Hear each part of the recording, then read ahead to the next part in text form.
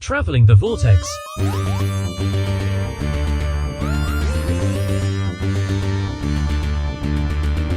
We're traveling the Vortex and landed at the Saturn Jewel Hotel, and I'm reviewing another story in the Circuit Breaker arc. This time, it's the audiobook, The Deadliest Weapon, written by Steve Lyons and read by Joe Martin and David Banks.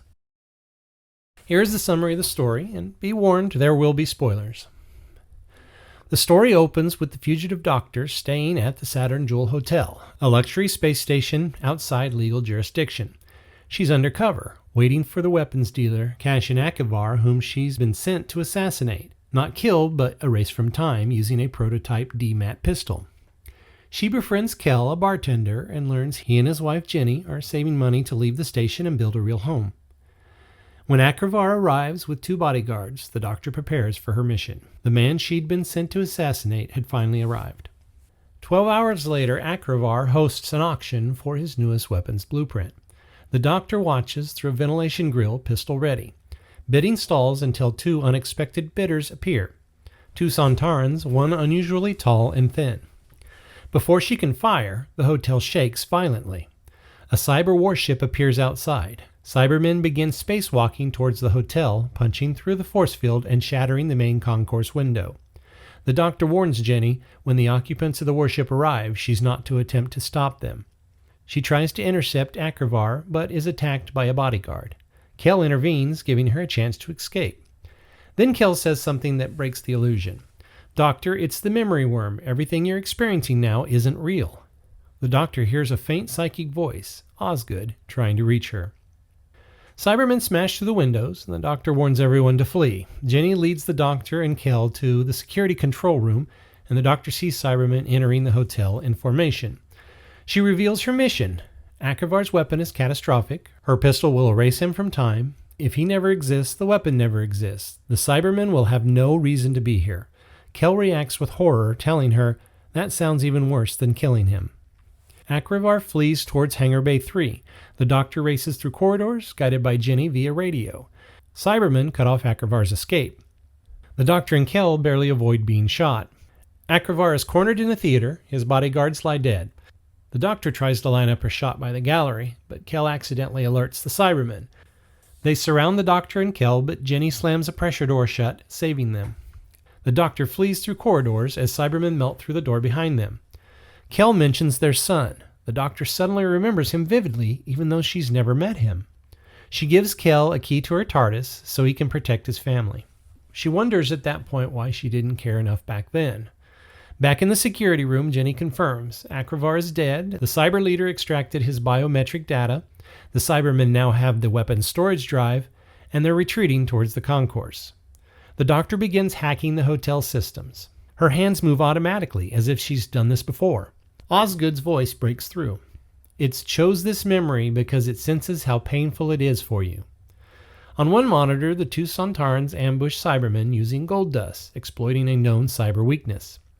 But time is running out. The Cyberleader is nearly at the concourse.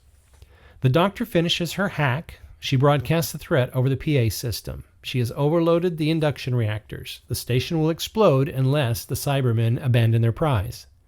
Cybermen across the hotel freeze, awaiting orders, and the Cyberleader contacts her directly, telling her that her ultimatum is rejected. The Doctor pushes the reactors harder. Heat rises, deck plates vibrate. The Cyberleader reveals it knows her identity even though her face has changed. It taunts her. She would sacrifice herself, but she cannot sacrifice the 422 people aboard. Her emotions make her weak. The Doctor sees her TARDIS on the camera feed, guarded by Cybermen. She's sweating, the floor shakes, the explosion is imminent. Finally, the Cyberleader yields. I shall bring you the weapons blueprint. Jenny notices cameras going static in sequence as Cybermen approach the control room. The Doctor rips out a control panel and pretends it's a dead man's switch. 2 Cybermen burst in, and she bluffs. If my finger slips, boom. They retreat. Kel returns, panicked about their missing son, and the Doctor explains the Cyberleader will destroy the station after handing over the blueprints unless they erase it from time. She gives Jenny and Kel the DMAT pistol, and they agree to use it. The Cyberleader arrives and shows the Doctor the holographic blueprints. She sees the weapon Akivar invented, a DMAT pistol, identical to the one she carries.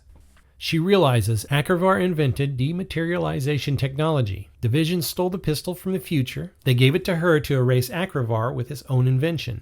The High Council never knew it existed, and she was meant to erase the inventor and the invention simultaneously. It is the deadliest weapon because it can erase anyone from time while preserving the illusion of humanity. The Cyberleader attacks her, forcing her finger onto the fake switch and grabbing her throat. Kel and Jenny step out and fire the DMAT pistol. A blinding flash, and the Cyberleader vanishes. And Kel and Jenny vanish. The pistol appears to have backfired. The Doctor survives. A young boy, Kel and Jenny's son, appears in the doorway. He saw everything. He asks, "Where did they go?" The Doctor cannot answer. She checks the camera feeds. Cybermen are leaving the hotel, their memories wiped clean of the Cyberleader. She kneels and tells the boy, "Your mom and dad were heroes. Promise me you won't ever forget them." She leaves him with the guard and flees to the TARDIS. The Doctor awakes on the floor of the Black Archive. Osgood is with her, and the memory worm is dead. Osgood explains, "The worm emerged from a cocoon in the archive. It latched onto the Doctor's throat, and when Osgood touched it, their minds linked." Osgood saw everything the Doctor relived. The Doctor is shaken. "My crusade left a child orphaned," she says. Osgood insists she saw someone who cared even when she didn't want to.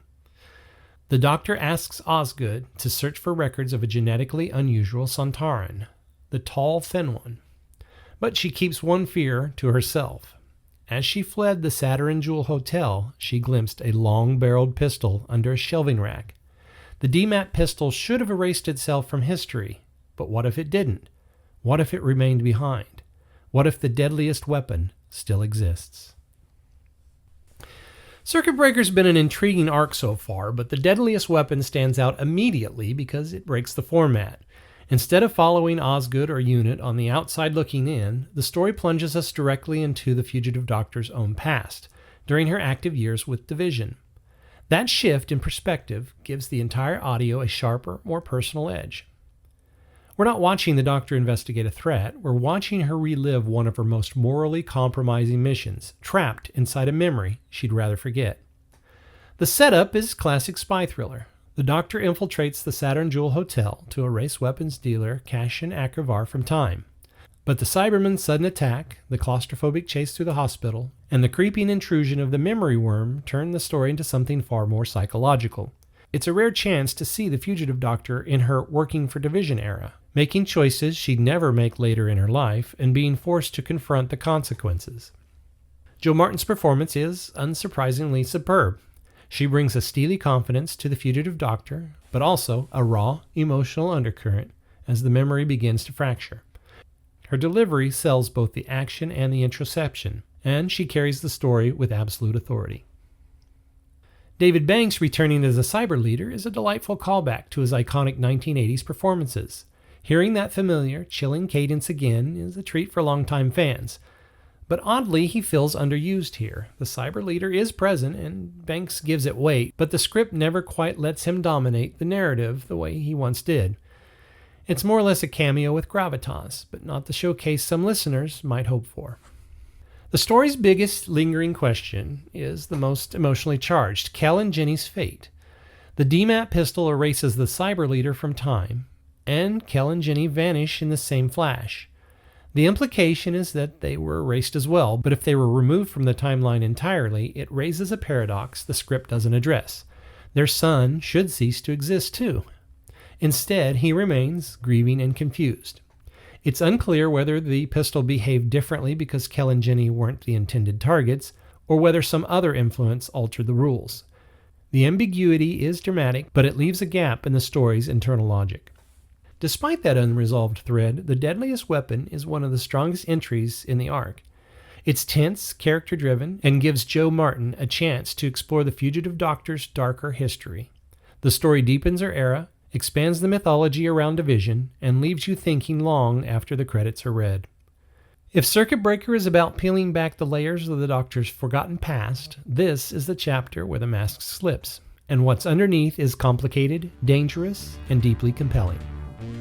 So have you listened to The Deadliest Weapon? Let us know what you thought. And that's going to do it for this time. Until next time, I'm Glenn. Cheers.